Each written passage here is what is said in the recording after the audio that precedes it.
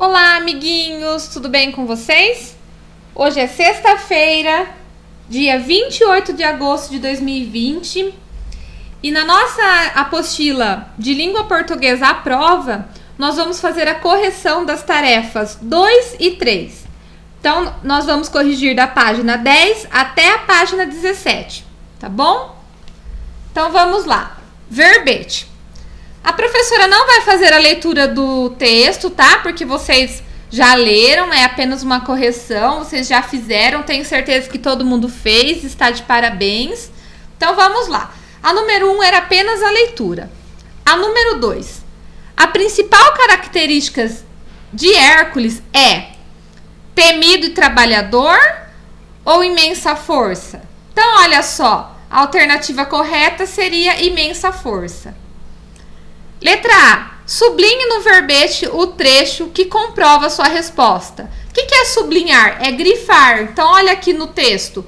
Era essa frase que vocês deveriam grifar. Adquirir uma força prodigiosa. Letra B. Hércules era filho único? Não, ele tinha um irmão chamado Euristeu. Tá? Questão número 3. Leia estes dois verbetes de dicionário. Então, vocês tinham que fazer a leitura. Número 4. Preencha as lacunas com as palavras Hércules, Hércules com letra minúscula e Hercúleo. Letra A. Aquele rapaz é gigantesco, até parece um Hércules. Olha só, com letra minúscula. Letra B. Hércules, o semideus da mitologia grega, ficou célebre por sua força. Então, olha só, início de frase, letra maiúscula. Letra C. Tive de fazer um esforço, Hercúleo, para mudar a geladeira de lugar. Então, olha só, Hercúleo. Então, na letra C é a palavra que vocês precisam colocar. Número 5. Por que a primeira palavra do verbete de enciclopédia está escrito com letra maiúscula e as que iniciam os dois verbetes de dicionário estão com letra minúscula? Porque Hércules é substantivo próprio, ou seja, é um nome. E Hércules, com letra minúscula, é substantivo comum. E Hercúleo é adjetivo, então eu escrevo com letra minúscula. Número 6. O que significa a abreviatura mitou e um pontinho? No início do verbete de enciclopédia. Significa mitologia, né? Número 7. Circule as abreviaturas dos verbetes de dicionário. Escreva o significado delas. Então, olha só. ADJ significa adjetivo. CF, conferir. H, Hercúleo. SM2N, substantivo masculino de 2 números. Número 8. Para um trabalho de história sobre um herói da mitologia, você faria pesquisa em um dicionário ou em uma enciclopédia? Em uma enciclopédia, né? Porque aí vai trazer todas as informações. O dicionário, ele traz apenas o significado da palavra.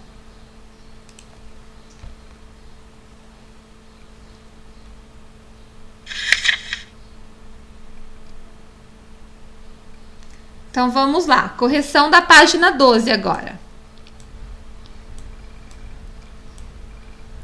Leia o trecho de um texto de divulgação científica. Então, a professora não vai ler porque já foi lido na outra tarefa. Número 10. Por que os animais do gênero Hidra receberam esse nome? Porque foram encontradas pela primeira vez no lago grego de Lerna, ou porque, assim como Hidra de Lerna, são capazes de regenerar partes do corpo. Então, é a alternativa de baixo, né? Eles são capazes de regenerar. Número 11. Hércules enfrentou grandes desafios.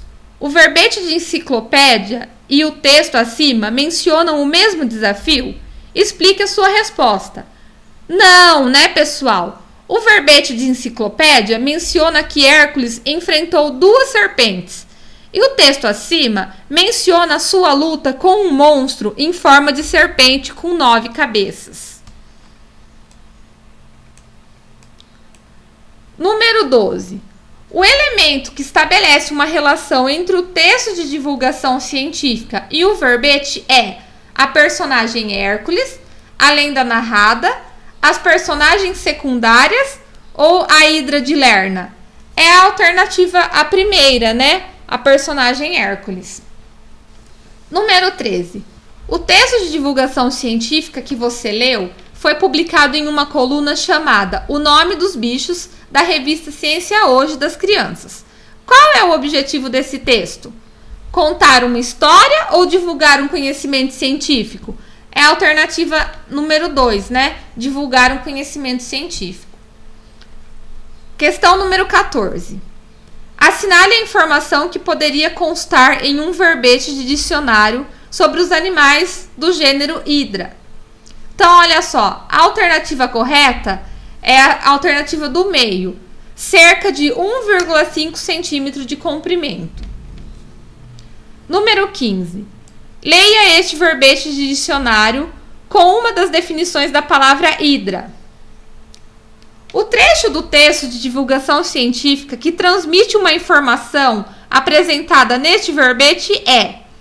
Então, é a primeira alternativa, tá? Vivem em lagoas, poças e riachos de águas limpas. Correção da página 14 e 15.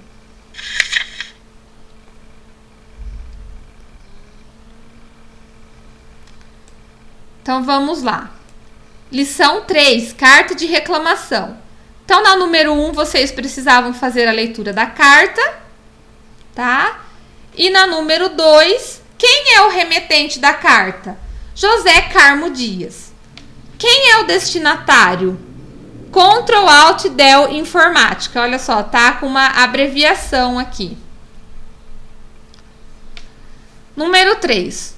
O reclamante e a empresa são da mesma cidade? Explique.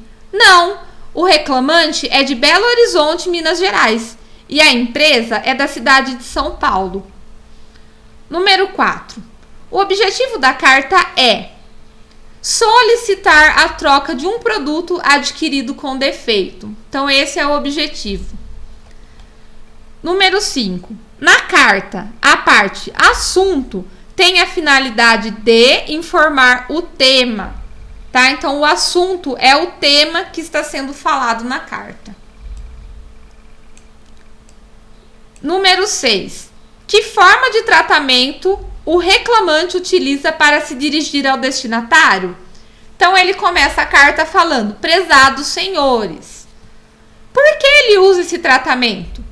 Porque o assunto tratado e a falta de intimidade entre os interlocutores fazem com que esse tipo de carta tenha linguagem formal. Eu não posso falar com uma pessoa que eu não conheço da mesma forma que eu falo com o meu amigo na escola.